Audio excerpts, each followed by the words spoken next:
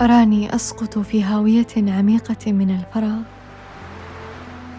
أشعر أنني أغرق، أو أن ثقباً أسوداً يبتلعني.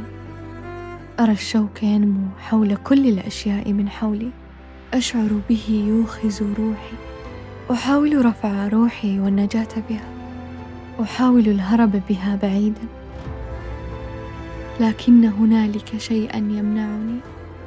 أبدو من الخارج على ما يرام، لكن روحي تتساقط.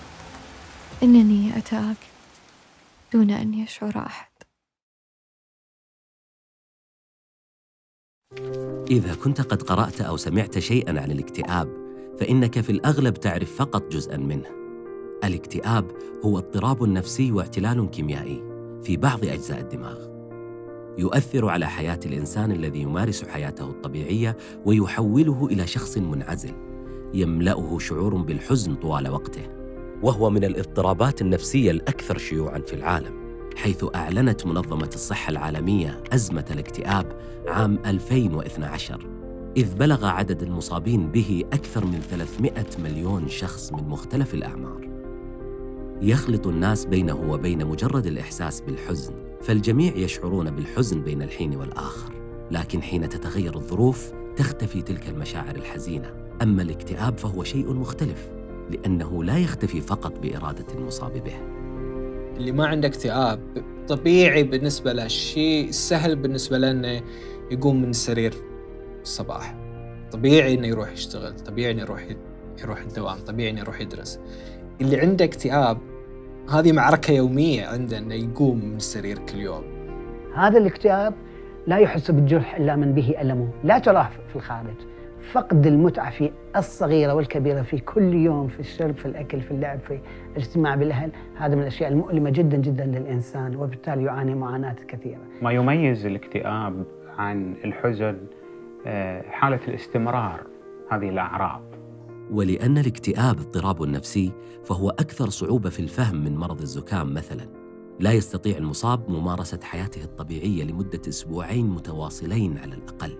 ومن أعراضه فقدان الاهتمام والرغبة، انعزال تدريجي، نوم متواصل أو أرق مرهق، فقدان الشهية، الشعور بالذنب دون سبب، فقدان التركيز والطاقة، وفي المراحل الحرجة التفكير بعدم الاستمرار في الحياة. طبعاً لو توخينا الدقة العلمية، ليس هناك سبباً واضحاً محدداً قوياً لاكتئاب ما. في نظريات مختلفة حاولت تفسر وش هو سبب الاكتئاب. ممكن تكون أسبابه جينية، وراثية، حيوية، أو قد تكون الأسباب نفسية، قد تكون الأسباب اجتماعية. أسباب إصابة المرأة بالاكتئاب منها التغيرات الهرمونية، يعني هرمون الإنجاب، هرمون الحمل، أو تغيرات الهرمونية اللي بتمر فيها المرأة قبل الدورة الشهرية.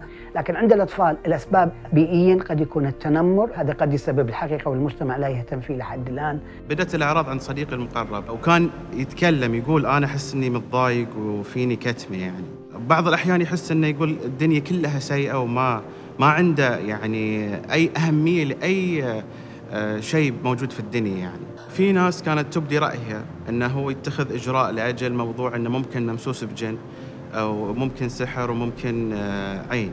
هذا كله محاولات أنا بعتبرها فاشلة لعلاج الاكتئاب، ومحاولات تأخير للذهاب إلى العيادة النفسية. لما شفت هالأعراض يعني موجودة عنده، فنصحت أنه لازم نروح حق طبيب على أساس يشير علينا شو العلاج المناسب. الطبيب النفسي أو دكتور علم النفس هم الأشخاص الوحيدين اللي قادرين بعد الله على مساعدة الشخص للتخلص من الأعراض الاكتئابية. على الرغم من وجود علاجات فعالة معروفة للاكتئاب، إلا أن أقل من نصف المصابين فقط في العالم هم من يسعون لطلب الحصول عليه. قد يعاني المصابين بالاكتئاب لفترات طويلة تزيد عن 10 أعوام قبل طلب المساعدة، ولعل الأمر يعود إلى وصمة العار وقلة الوعي التي تمنع الناس من ارتياد عيادة الطب النفسي. الاكتئاب على الرغم أنه مؤلم ومزعج للإنسان، هو قابل للعلاج النفسي مع الدعم الشديد الأسري ومع العلاج النفسي بالجلسات النفسية. ما كنت موافق مع التشخيص، بس كثير من الأشياء اللي كان يقولها هو كانت صحيحة، فهذا الشيء خلاني أثق فيه شوي. علاج مبني على أسس علمية.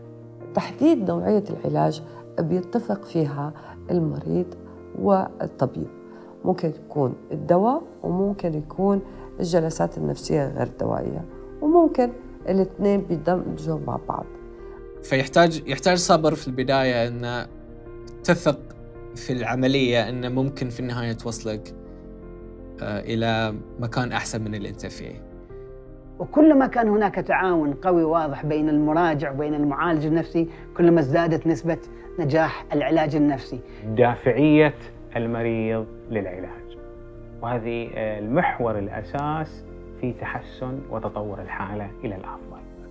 الاكتئاب هو حالة طبية مثل الربو أو السكري، ليس ضعفاً أو سمة شخصية، ويجب ألا يفترض الشخص أنه سيتغلب عليه بمفرده، تماماً كعدم قدرته على التعافي بمفرده من كسر الساق مثلاً. ويختلف العلاج النفسي والدوائي حسب شدة الحالة وماهيتها، ويصب في إصلاح 3 جوانب في حياة الشخص: الجانب الاجتماعي، الجانب النفسي، الجانب الجسدي. كونت لي دائرة اجتماعية تدعمني عاطفياً واجتماعياً. وصل لمرحلة يقول أنا ما راح أطلع من هذا الجو، أدري يقول، لكن أنا كنت أتحداه، يعني أقول له أنا أتحداك وأراهن أن أنت لا راح تطلع من هذا الجو وراح تصير إنسان طبيعي وتعاشر أي أحد برا. يعني استمريت، أخذت العلاج مدة 1.5 سنة إلى 2 سنين، تحسن الوضع شوي شوي، بدأت أقطع العلاج إلى قطعته نهائياً. وصلنا لمرحلة أنه هو اليوم قاعد يعيش حياته حياة طبيعية بدون علاج، مرح.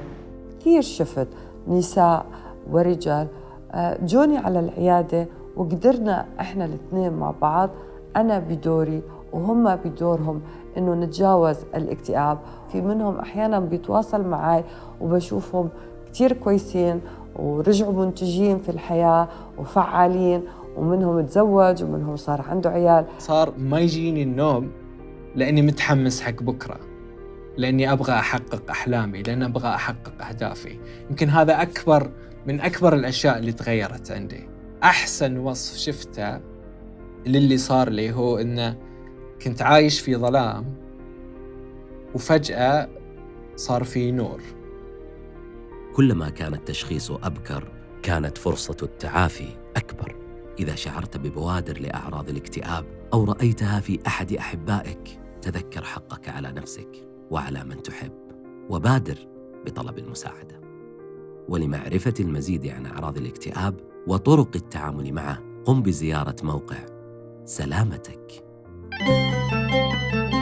سلامتك.